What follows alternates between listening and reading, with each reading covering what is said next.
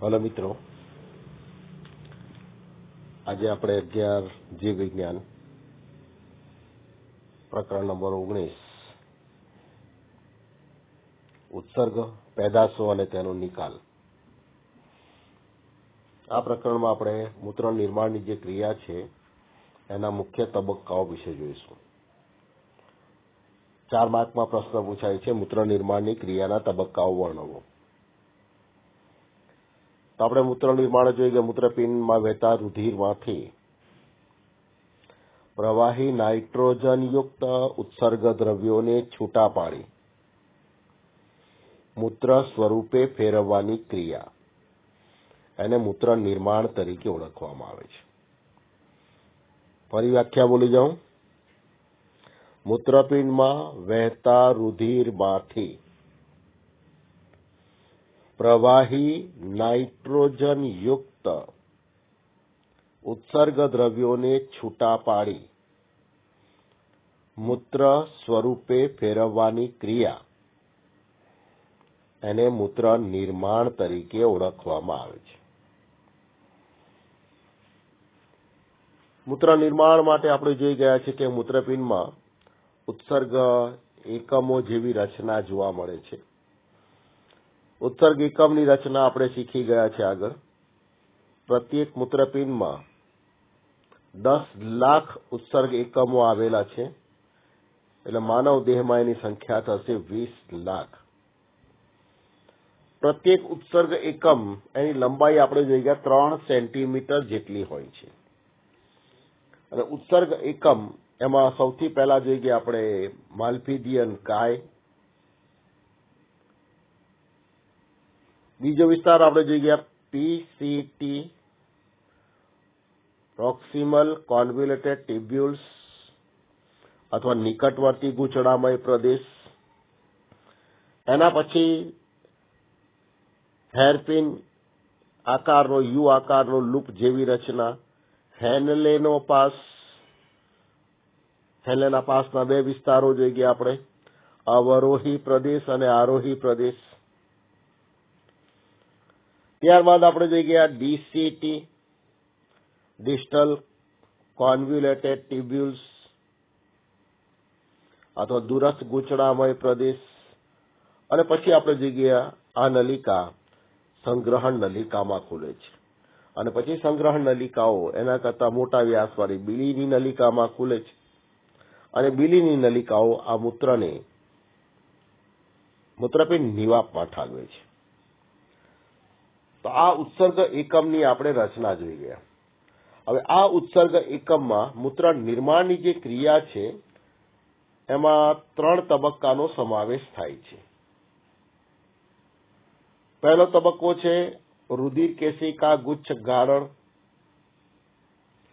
અથવા આપણે એને કહીશું ગ્લોમેરુલર ફિલ્ટ્રેશન, અથવા આપણે એને દાબ ગાળણ તરીકે પણ ઓળખી ગયા છે. બીજો તબક્કો છે પુનઃશોષણ, અથવા એને પસંદગીમાન પુનઃશોષણ તરીકે ઓળખવામાં આવે છે.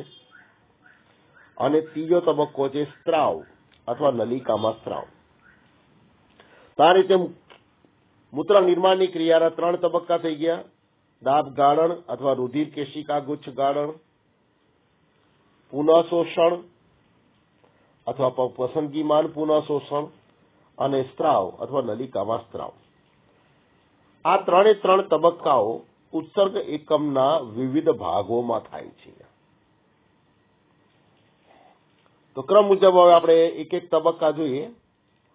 એમાં પહેલો તબક્કો છે રુધિર કેશિકા ગુચ્છ ગાળણ, અથવા અંગ્રેજીમાં એને કહીશું આપણે ગ્લોમેરુલર ફિલ્ટ્રેશન, અથવા દાબ ગાળણ તરીકે પણ આ તબક્કાને ઓળખવામાં આવે છે. આ તબક્કો માલ્પીડિયન કાય પાસે થાય છે, કે જેમાં રુધિરનું ગાળણ રુધિર કેશિકા ગુચ્છમાં થાય છે.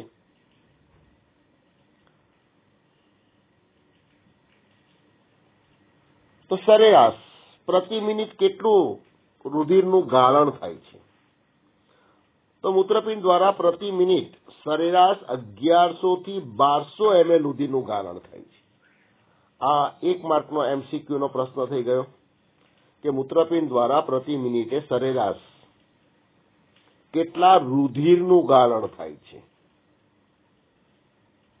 અને આ જે ગાળણ થાય છે એ હૃદયના દરેક ક્ષેપક દ્વારા 1 મિનિટમાં ધકેલવામાં આવતા રુધિરના 1/5 ભાગ જેટલું હોય છે. તો આ બીજો 1 માર્કનો પ્રશ્ન થઈ ગયો કે પ્રતિ મિનિટે મૂત્રપિંડ દ્વારા જે ગાળણ થાય છે એક ક્ષેપક દ્વારા ધકેલવામાં આવતા રુધિરના કેટલામાં ભાગ જેટલું હોય છે. તો હવે આપણે જોઈએ આ રુધિર કેશિકા ગુચ્છ ગાળણ અથવા દાબ ગાળણની ક્રિયા કેવી રીતે થાય છે. તો આપણે જોઈએ કે માલ્પિધિયન કાય તેમાં બાઉમેનનો પ્યાલો અને રુધિર કેશિકા ગુચ્છ એની સંયુક્ત રચનાથી બને છે. બાઉમેનનો પ્યાલો એટલે મૂત્રપિંડ નલિકાની જે દિવાલ છે અંતર્વલન પામીને પ્યાલા જેવી રચના બનાવે છે. આ પ્યાલાને બાઉમેનનો પ્યાલો તરીકે ઓળખવામાં આવે છે, અને બાઉમેનના પ્યાલાની દિવાલ ચપટા લાદીસમ અધિચ્છદની બનેલી છે. એની અંદર રુધિર કેશિકા ગુચ્છ કેવી રીતે બને છે. તો આપણે જોઈએ કે મૂત્રપિંડમાં દાખલ થતી મૂત્રપિંડ ધમની જ્યાં જ્યાં બાઉમેનના પ્યાલાની નજીકથી પસાર થાય છે ત્યાં ધમનીનો ફાટો પડે છે. આ ધમની મૂત્રપિંડની અંદર બાઉમેનના પ્યાલાની અંદર દાખલ થાય છે, અને ધમનીનો ફાટો એટલે આપણે એને કહીશું ધમનિકા, અને આ ધમનિકા રુધિરનું વહન બાઉમેનના પ્યાલાની અંદરની તરફ કરે છે, એટલે આપણે એને અંતર્વાહી ધમનિકા તરીકે ઓળખી ગયા. અંતર્વાહી ધમનિકા બાઉમેનના પ્યાલાની અંદર દાખલ થઈને રુધિર કેશિકા ગુચ્છની રચના કરે છે, અને આ કેશિકા ગુચ્છ એની કેશિકાઓ જોડાઈને પાછી ધમનિકા બનાવે છે. આ ધમનિકા રુધિરનું વહન બાઉમેનના પ્યાલામાંથી બહારની દિશામાં કરે છે, એટલે એને બહિર્વાહી ધમનિકા તરીકે ઓળખવામાં આવે છે. આ બંને ધમનિકાઓ એટલે કે અંતર્વાહી ધમનિકા અને બહિર્વાહી ધમનિકા એના વ્યાસમાં તફાવત હોય છે, જે આપણે આગળના પ્રશ્નમાં જોઈ ગયા છે. તો અંતર્વાહી ધમનિકાનો વ્યાસ મોટો હોય છે, જ્યારે બહિર્વાહી ધમનિકાનો વ્યાસ નાનો હોય છે. તો અંતર્વાહી ધમનિકાનો વ્યાસ વધુ હોવાથી વધુ જથ્થામાં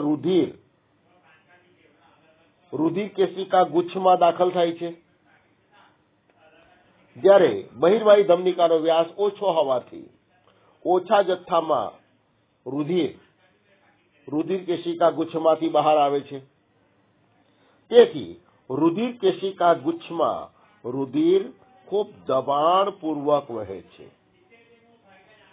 અને આ દબાણ હેઠળ થતી ગાળણની જે ક્રિયા છે એને દાબ ગાળણ તરીકે ઓળખવામાં આવે છે.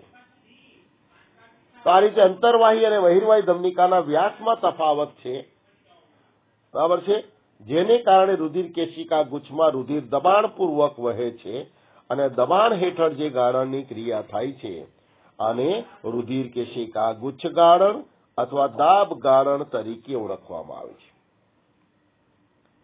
હવે આ રુધિર કેશિકા ગુચ્છમાં જે ગાળણની ક્રિયા થાય છે એમાં રુધિર કેશિકા ગુચ્છની કેશિકાઓ એનું રુધિર દબાણ રુધિરનું 3 સ્તરોમાં ગાળણ કરે છે.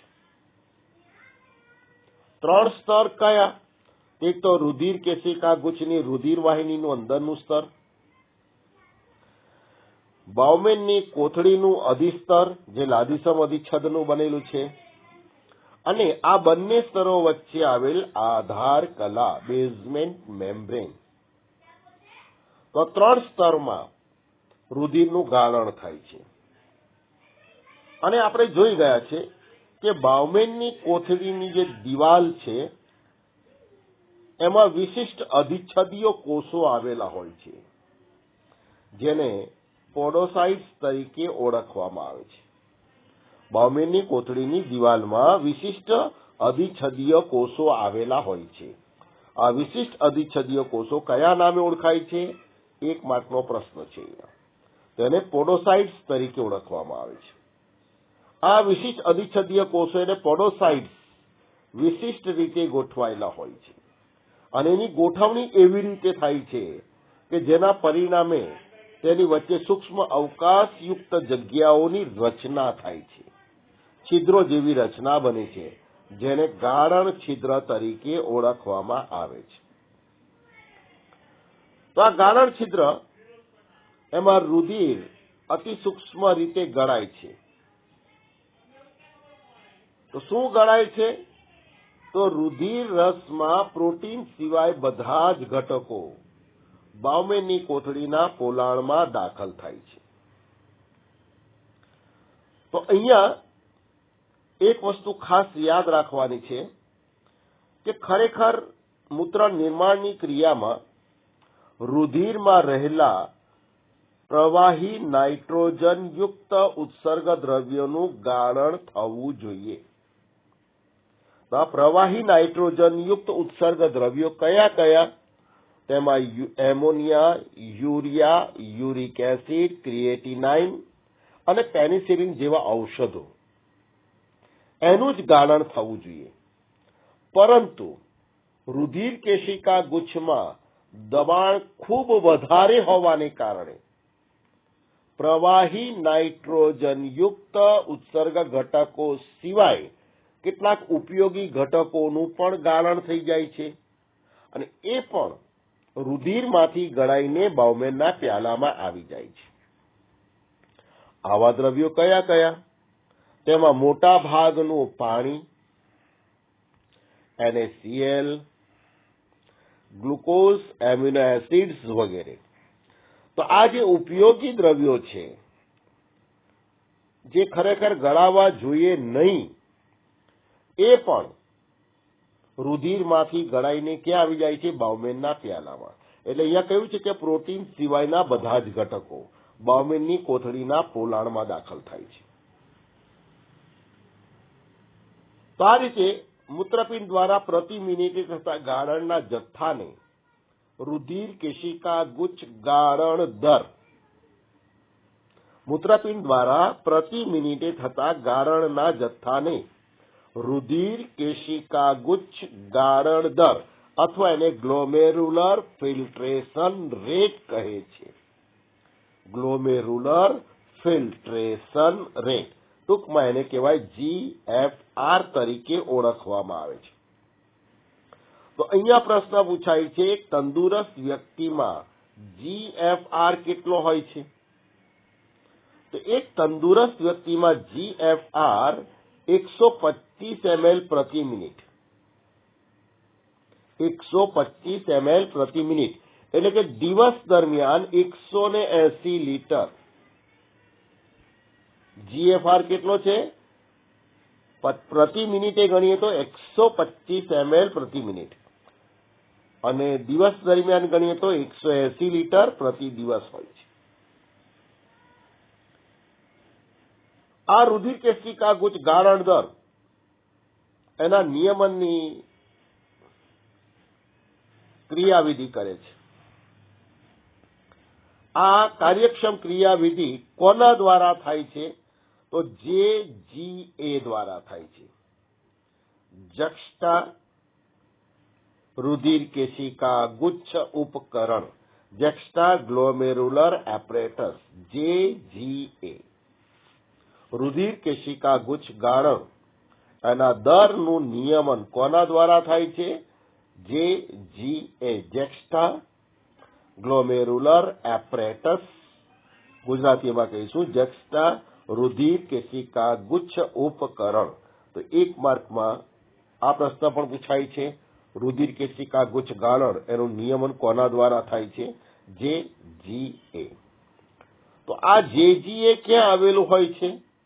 તો JGA એક સંવેદનશીલ વિસ્તાર છે, જે એક તો દૂરસ્થ નલિકાના કોષીય રૂપાંતરણ અને અંતર્વાહી ધમનિકાના સંપર્ક સ્થળ દ્વારા નિર્માણ પામે છે. જ્યારે જીએફઆરમાં ઘટાડો થાય તો જેજી કોષોને તે ક્રિયાશીલ કરે છે. જીએફઆરમાં ઘટાડો કોને ક્રિયાશીલ કરે? જેક્સ્ટ્રા ગ્લોમેરુલર કોષો એને ક્રિયાશીલ કરે અને આ કોષો રેનિન મુક્ત કરે છે. જીએફઆરમાં ઘટાડો જેક્સ્ટ્રા ગ્લોમેરુલર કોષોને ક્રિયાશીલ કરે, જેને પરિણામે આ જેજી કોષો શું કરે? રેનિન મુક્ત કરે છે. અને આ રેનિનનું કાર્ય શું? તો તે રુધિર કેશિકા ગુચ્છના રુધિર પ્રવાહને ઉત્તેજિત કરે છે અને જીએફઆર એને કારણે પાછો સામાન્ય થાય છે.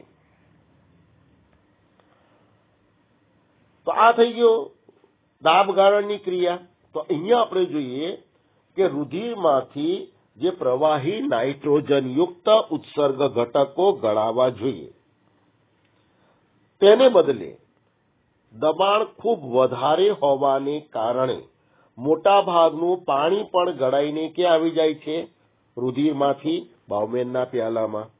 અને એની સાથે સાથે ઉપયોગી ક્ષારો, ગ્લુકોઝ, એમિનો એસિડ અને સીએલ જેવા ઉપયોગી ઘટકો પણ ગળાઈને ક્યાં આવી ગયા? બાઉમેનના પ્યાલામાં.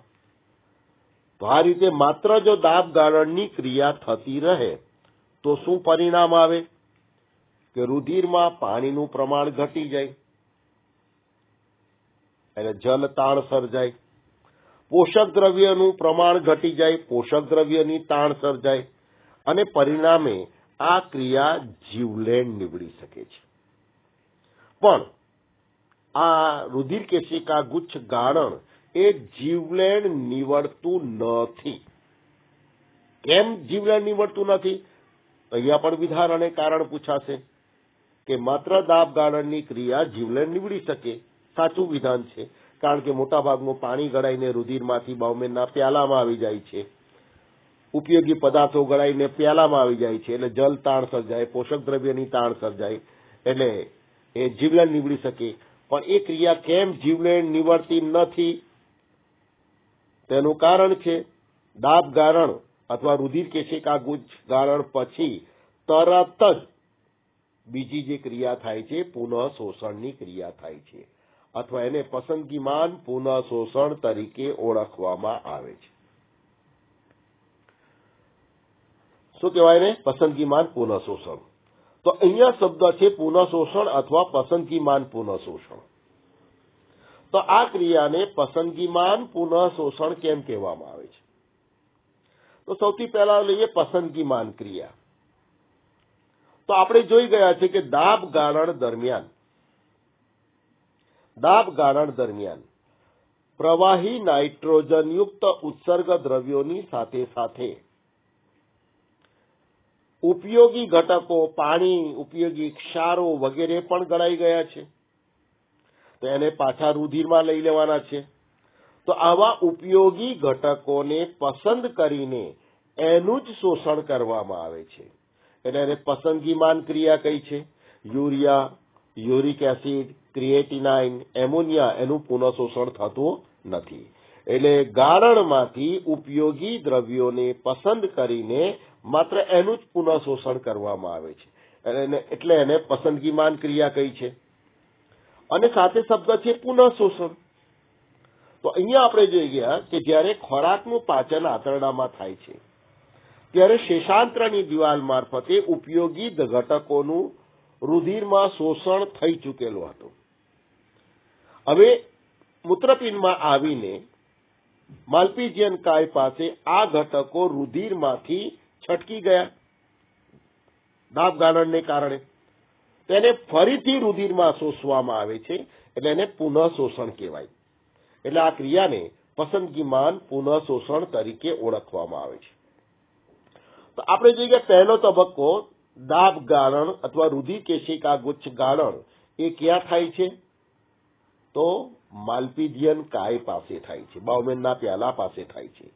તો પસંદગીમાન પુનઃશોષણની ક્રિયા ક્યાં થાય છે?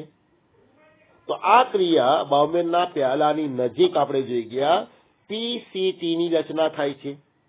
એક ગૂંચળામય નલિકા બને છે, પ્રોક્સિમલ કોન્વ્યુલેટેડ ટ્યુબ્યુલ્સ, અથવા આપણે એને નિકટવર્તી ગૂંચળામય પ્રદેશ તરીકે ઓળખી ગયા. તો પસંદગીમાન પુનઃશોષણની ક્રિયા પીસીટી પાસે થાય છે. તો હવે આપણે જોઈએ ગયા કે રોજનું જો ગાળણ 180 લીટર થતું હોય તો આપણે મૂત્રનો નિકાલ પણ કેટલો કરવો પડે? પ્રતિ દિવસ 180 લીટર. પણ આપણે આટલા બધા મૂત્રનો રોજ નિકાલ કરતા નથી. તો આપણે કેટલા મૂત્રનો નિકાલ કરીએ છીએ? તો આપણે રોજ જે મૂત્રનો નિકાલ કરીએ છીએ એ લગભગ 1.5 થી 2 લીટર જેટલું હોય. સરેરાશ 1.5 લીટર આપણે કહીએ છીએ અહીંયા. તો 180 લીટર પ્રતિ દિવસ ગાળણ થયું, પણ આપણે મૂત્રનો નિકાલ એમાંથી કેટલું કરીએ? 1.5 લીટર. તો બાકીનું ગાળણ ક્યાં ગયું? તો આ બાકીનું ગાળણ અહીંયા પુનઃ અભિશોષણની ક્રિયા દ્વારા પાછું રુધિરમાં જાય છે. તો આ રીતે બંનેની સરખામણી કરતા ખ્યાલ આવે કે 99% જે ગાળણ છે એ મૂત્રપિંડ નલિકા દ્વારા પુનઃ શોષણ પામે છે.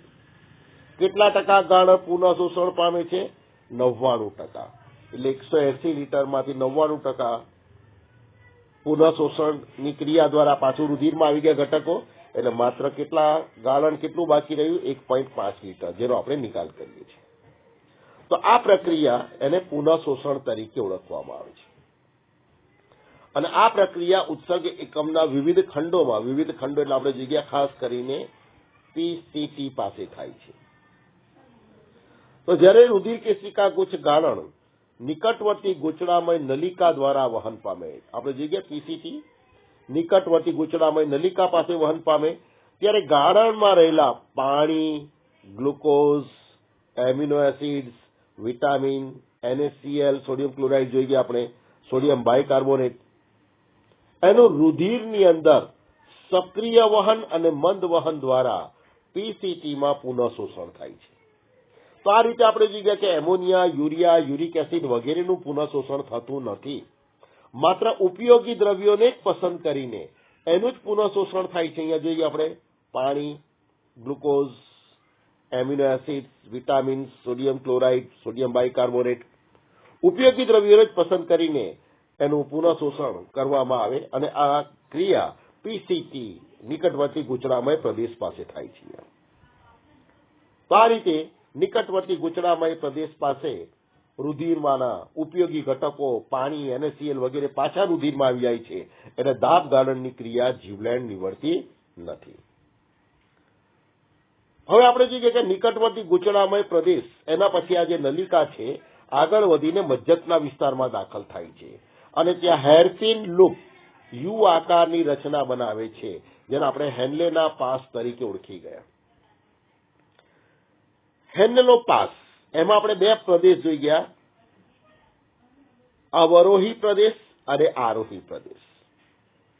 તો અહીંયા આપણે જોઈએ હેન્લેના પાસની અંદર, અહીંયા આના ઉપર આકૃતિ બતાવી દઉં છું અહીંયા, કે હેન્લેનો પાસ એના આ અવરોહી પ્રદેશ છે કે જેનો નલિકાનો વ્યાસ ક્રમશઃ કેવો થતો ગયો?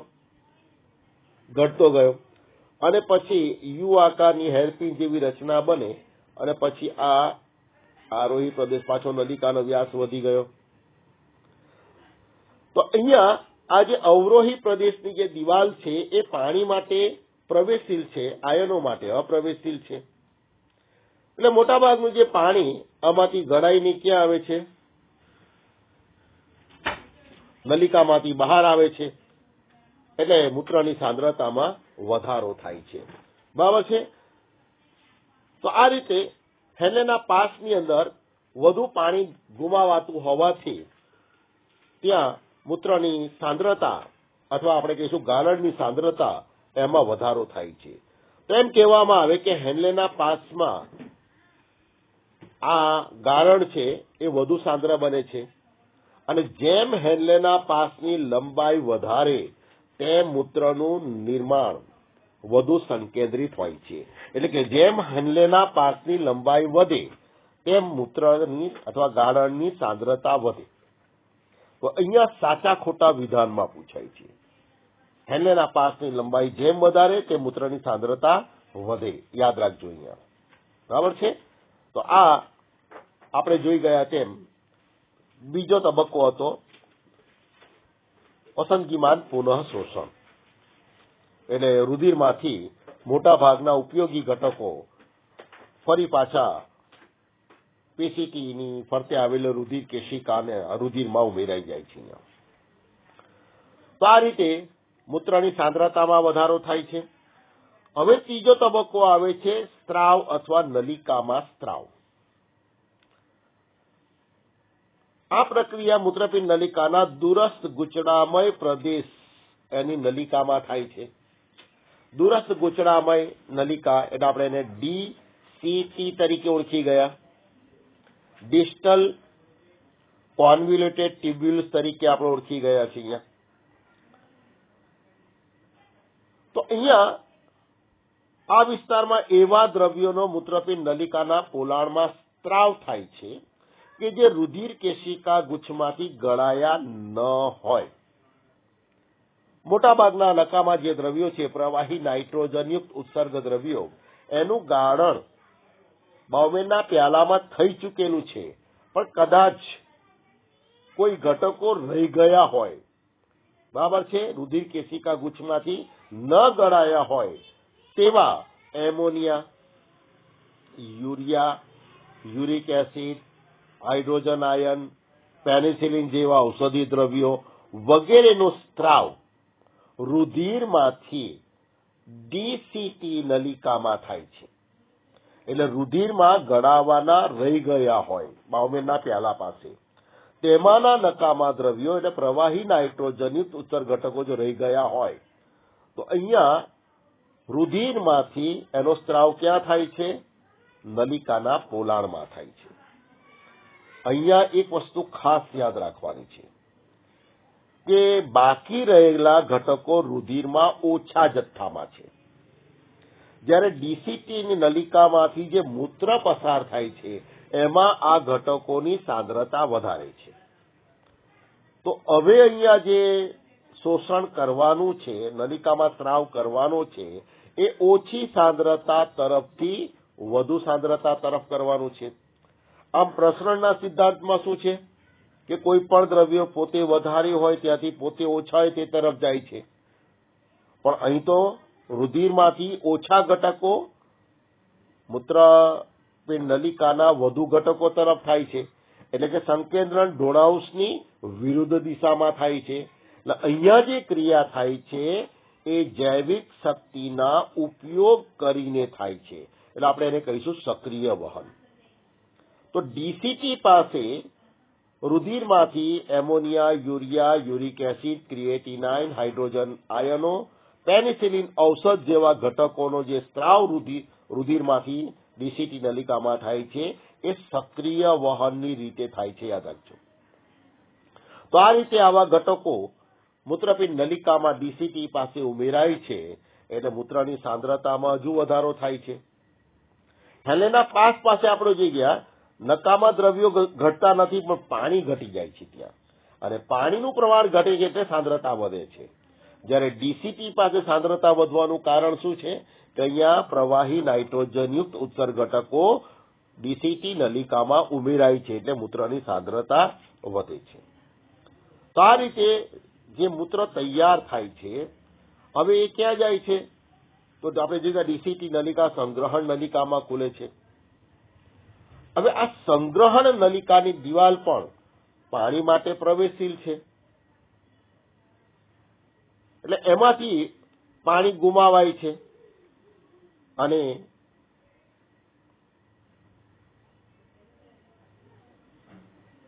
સંગ્રહણ નલિકા એમાંથી પાણી દૂર થવાને કારણે મૂત્રની સાંદ્રતામાં હજુ વધારો થાય છે.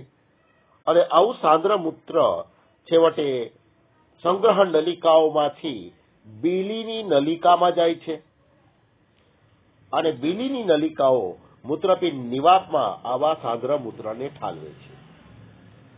તો મૂત્ર જે નિર્માણ પામે છે બાવમેરના પ્યાલામાં અને જે મૂત્ર નિકાલ પામે છે એમાં સાંદ્રતામાં 4 ગણો વધારો થાય છે. મૂત્ર જે નિર્માણ પામે છે અને જે મૂત્ર નિકાલ પામે છે એની વચ્ચે સાંદ્રતા કેટલા ગણી વધી જાય છે? 4 ગણી વધે છે. યાદ રાખજો. બાવમેરના પ્યાલામાં મૂત્રનું નિર્માણ થયું અને સંગ્રહણ નલિકા, પછી બીલીની નલિકા અને મૂત્રપિંડ નિવાપ એના દ્વારા પછી મૂત્રવાહિની દ્વારા જે મૂત્રનો નિકાલ થાય છે એમાં સાંદ્રતામાં 4 ગણો વધારો થાય છે. યાદ રાખજો. તો આ રીતે મૂત્ર નિર્માણની ક્રિયાને જે 3 તબક્કા થઈ ગયા એમાં એમસીક્યુ પ્રશ્ન પણ આવી શકે કે કયો તબક્કો ક્યાં થાય છે. તો આપણે જોઈએ કે રુધિર કેશિકા ગુચ્છ ગાળણ અથવા દાબ ગાળણની જે ક્રિયા છે એ માલ્પીજિયન કાય પાસે થાય છે. બીજો તબક્કો જગ્યા પસંદગીમાન પુનઃશોષણ, આ ક્રિયા પીસીટી પાસે થાય છે સાથે હેલેના પાર્શ્વમાં. અને ત્રીજો તબક્કો સ્ત્રાવ અથવા નલિકામાં સ્ત્રાવ, આ ક્રિયા ડીસીટી પાસે થાય છે. એટલે મૂત્ર નિર્માણનો કયો તબક્કો કયા વિસ્તારમાં થાય છે, ઉત્સર્ગ એકમના કયા વિસ્તારમાં થાય છે, એક આ પ્રશ્ન પૂછી શકાય છે. અને બીજું ક્યાં જે ક્રિયા થાય છે કેવી ક્રિયા છે. દાખલા તરીકે માલ્પીજિયન કાય પાસે દાબ ગાળણની ક્રિયા થાય છે, એમાં રુધિરમાંના ઘટકો ગળાઈને બાવમેનના પ્યાલામાં આવે છે. એ માત્ર દબાણ હેઠળ થતી ક્રિયાથી થાય છે, એમાં કોઈ જૈવિક શક્તિ વપરાતી નથી. એટલે દાબ ગાળણની ક્રિયા છે એ માત્ર મંદ વહનની ક્રિયા છે. જ્યારે બીજો તબક્કો પસંદગીમાન પુનઃશોષણ જે પીસીટી પાસે એટલે કે નિકટવર્તી ગૂંચળામય પ્રદેશ પાસે થાય છે, એમાં પાણી NaCl એનું પુનઃશોષણ મંદ વહનની રીતે થાય છે. જ્યારે ઉપયોગી ઘટકોનું જે શોષણ છે સક્રિય વહનની રીતે થાય છે. એટલે પીસીટી પાસે જે પસંદગીમાન પુનઃશોષણની ક્રિયા થાય છે એમાં મંદ વહનની ક્રિયા પણ થાય છે, સક્રિય વહનની ક્રિયા પણ થાય છે. પરંતુ ડીસીટી પાસે જે ક્રિયા થાય છે નલિકામાં સ્ત્રાવની ક્રિયા, એ માત્ર સક્રિય વહનની ક્રિયા છે. એટલે પહેલો તબક્કો મંદ વહન, બીજો તબક્કો એમાં મંદ વહન પણ થાય છે, સક્રિય વહન પણ થાય છે, અને ત્રીજો તબક્કો એ માત્ર સક્રિય વહનનો છે. તો આ રીતે કઈ જગ્યાએ કઈ ક્રિયા થાય છે આ પ્રશ્ન પણ એમાં પૂછવામાં આવે છે. હવે આગળના તબક્કામાં આ જ વસ્તુ આપણે કોઠામાં જોઈ લઈશું કે જેથી એમસીક્યુમાં એ બધા જ પ્રશ્નો એકદમ સરળતાથી તમે યાદ કરી શકો. ખ્યાલ આવી ગયો? તો આ જ પ્રશ્ન પછી અહીંયા. અને આ પ્રશ્ન સમજવા માટે ઉત્સર્ગ એકમની આકૃતિ તમને આવડવી જોઈએ. તો આ આકૃતિ પહેલા દોરવાની, કયા વિસ્તારમાં કઈ રચના છે તો જ આપણને ખ્યાલ આવશે. કારણ કે માલ્પીજિયન કાય પાસે જઈ ગયા આપણે તો અંતરવાહી અને બહિર્વાહી ધમનિકા યાદ રાખવાની છે. અંતરવાહી ધમનિકાનો વ્યાસ વધારે, બહિર્વાહી ધમનિકાનો વ્યાસ ઓછો, બીજો મુદ્દો યાદ રાખવાનો છે. તો જ એમાં દબાણ હેઠળ રુધિરનું ગાળણ થઈ શકે. હેલેનો પાસ, એમાં અવરોહી અને આરોહી પ્રદેશ જોઈ ગયા આપણે. અવરોહી વિસ્તારમાં નલિકાનો વ્યાસ ક્રમશઃ ઘટતો જાય છે. પાણી માટે પ્રવેશશીલ છે, આયનો માટે અપ્રવેશશીલ છે. આરોહી પ્રદેશ એમાં નલિકાનો વ્યાસ પાછો વધતો જાય છે. પાણી માટે અપ્રવેશશીલ છે, ઇલેક્ટ્રોલાઇટ્સ એટલે કે આયન માટે પ્રવેશશીલ છે. ખ્યાલ આવ્યો? તો આ બધી બાબતો આકૃતિ પરથી યાદ રાખશો તો જ આ પ્રશ્ન સરળતાથી તૈયાર કરી શકાશે. બરાબર છે? તો પહેલા આકૃતિ દોરવાની, બરાબર એની પ્રેક્ટિસ કરવાની, અને પછી આકૃતિ લઈને આ પ્રશ્ન વાંચશો તો આ વસ્તુ એકદમ સરળ થશે. અને એના પછી આકૃતિ સહિત આ પ્રશ્ન નલિકાના કયા વિસ્તારમાં કઈ ક્રિયા થાય છે એ પણ આવશે.